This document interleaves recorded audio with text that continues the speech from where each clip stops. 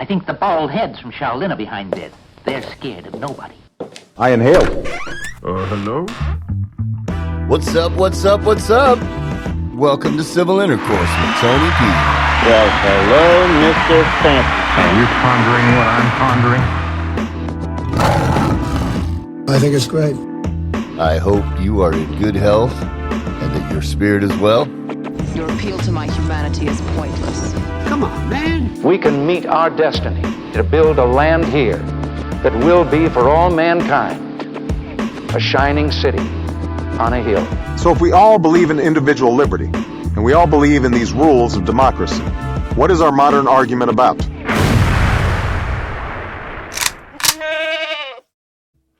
All right, welcome to Civil Intercourse with Tony B.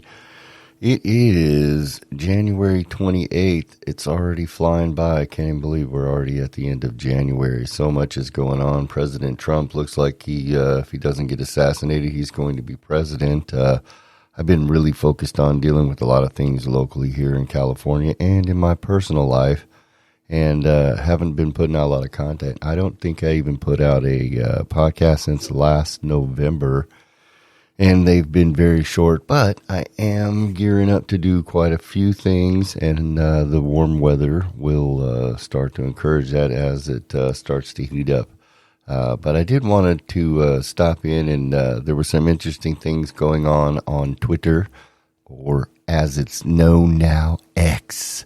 And I'd like to share that. I dropped into a Spaces, and I'd like to do a little quick review of that. And then I wanted to share an interaction I had with Grok, the AI, and just kind of share that. It'll tie in a little bit with what we're talking about. But yeah, there were some interesting conversations that went on. I actually stumbled into this Spaces called Global Freedom Movement 101, and it was a person that I follow, Rose to Serfdom 3. Many of you may have followed him, or I think I mentioned him a few times. I was supposed to actually have done a interview with him. I think I reached out originally a couple of years ago, but as I am such a procrastinator on that aspect of the show, I have not done that. But I stumbled into a Spaces that he was a part of. It was hosted by Herc Santos at Herc Santos. And they were discussing mass recall and a global plan of local rule, essentially, when the people decide to revolt after everyone kind of comes to the awareness that depopulation is a real thing and that our governments are not working for our good. And I don't fully agree with that plan in the sense that it'll happen in that way, but I think that there's enough that I do agree on, and that I think that people should really kind of focus on that when you're trying to align with people. I have an idea of mass recall, but it's more focused on voting, which, you know, I get laughed at. I know even in the podcast or the Spaces that I did jump in on X on the 19th, there was, you know, the joke made of join the empire so you can help change the empire. And I'm not advocating that. I'm just more advocating, as you know, with my faithful 4 listeners who listen to the show, that I believe that if we just take control of our power, if we just become aware that we actually have a system that actually can work, if we just from the local level all the way up to the federal level hold our elected representatives accountable and don't continue to elect people who don't balance a budget and who don't, you know, who get compromised. It's our fault for allowing these people to be compromised and then continue to send them. You know, when it's obvious that they're not doing good for us, we can't continue to allow them to be elected over and over. And I think that I talked about it on a podcast, and if not, I need to soon, about I think I did, the representative proportion that we have. Like, yeah, I know I did bring this up, but just this how our system is set up, where we're only represented by, you know, like what I think it's. I have one congressional representative here represents 800,000 people or 700-some thousand. That's just ridiculous. We need to get our congressional system down to where we have an actual representative that we can get access to their staff and meet with them and petition our government and get people to stop thinking that protesting is an American way of doing things. That there is a time for that, but petitioning your government is actually petitioning your representatives and getting things actually done by bugging them. They're just laughing like, look at all the people out in the streets and not coming to our office and wanting to sit down and have meetings with their representatives, which we have the right to do. To redress grievances, we have the right to petition our government. That doesn't mean we have the right to stand out in the cold and the heat and put ourselves in danger in protesting. That's for the media. The media wants that. That's what they want. They want to be able to create narratives and create friction, and they love that. That's a show. What the nice, quiet, hard work that goes behind the scenes is what's most important. And getting in and making sure that the Supreme Court is holding up the laws properly, and that's what kind of got me to thinking about doing this podcast. Was something that was brought up in the middle of the conversations, and I'll play a clip of it pretty soon. But I believe her name was Bree. I'll put a picture up of her and say her name when I play the clip. But she had brought up a couple of points about something that I totally forgot about, which is the Chevron deference. And that's being taken up by the Supreme Court. That's something we should really be paying attention to. And like I said, I'll play the clip. She came into an argument, not an argument, part of the discussion when they were discussing corporations and how that ties into America and it being more fascistic and not really a capitalistic principle. And when it came into that type of the argument, she brought this up, and I was like, oh, that is very true, because it gives, for those of you who don't know what that is, just my layman's term definition, it just basically gives bureaucracies the ability to interpret law and make policies law and kind of in around the Constitution. It's a very, very bad thing, in my opinion, but there are a lot of people, and I'll put some links up who will make arguments. But like I said, let me play this going into it, and I think the other thing when you're getting into this space, I do want to say about this space, it's Brianna Sagadal, Breeauna, and I'll, for the people watching on the video, I'll throw a pic up on the handle, but. Yeah, so I thought she brought up an interesting point on this and just really made me think about this. I was like, man, that would be so good if we could get rid of that. And this is one of many things like this that are entrenched that gives our bureaucracy powers that they're not supposed to have. And it makes the government, our government, we the people are the government. It makes a different entity, an almost corporate entity, but a government agency, be able to go out and make as it was talked about on this spaces that makes them corporate organs for the government, which is really just a bad thing. And it sets up policies like, when you're dealing with the police and they say, oh, these are our policies. I'm like, yeah, but this is the law and this is the Constitution. You can't do this. And they go, oh, but this is our policy. It's the same type of thing, because sometimes government agencies, unelected officials get in and start thinking that, we're the government, so we make the decisions to tell you how it is. And that's just not really how it's totally supposed to be, unless you're a criminal and you're breaking the law. But sometimes our bureaucracies and our benefactors of tax dollars seem to become very tyrannical and, just start developing a state nation. And we're just not supposed to be that. We're supposed to be a capitalistic nation. We're supposed to be a nation of liberty, a democratically elected constitutional republic, and we just need to get back to that. But what was brought up in this space is really cool. Like I said, it's hosted by Herc Santos. There's quite a few different people in there, too many to name. But yeah, take a listen to this clip, and then I'll hit it around on the other end.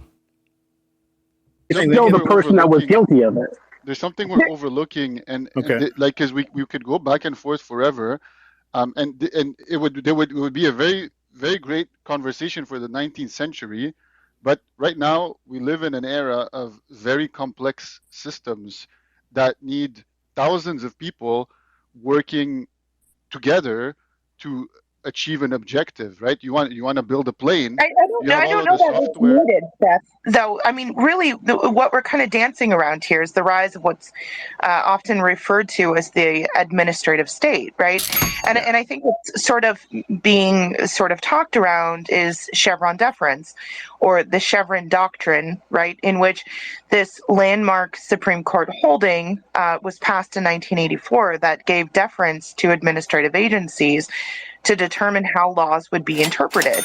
And so we've had largely for the last 40 years federal judges who have deferred to agencies, and not only rulings, but in their adjudications, right? And so we've seen this not only rise, but then the stretching of interpretations of law, which has given rise to what's colloquially known as the administrative state. And I think that's a really important aspect of this topic to address in this context, because the administrative sort of bureaucratic process, if you will, I mean, not only does it change with every presidential administration, right? So you have all these sort of inconsistencies in law or at law, but you have this entire structure that has to be exhausted prior to an individual even being able to seek either injunctive or declaratory relief within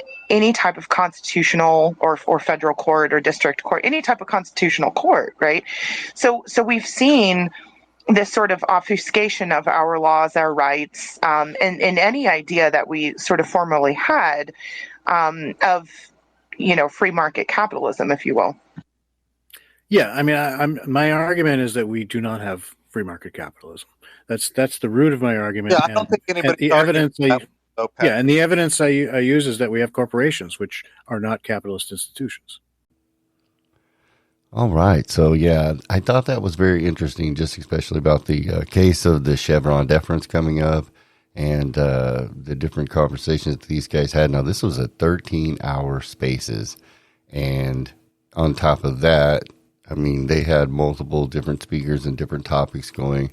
But there is one main theme, and just talking about, how to deal with these politicians and the people. Now, like I said before, I do have some differences in opinion, but there's enough common ground that we got to find with people to be able to move forward as a self-governing people.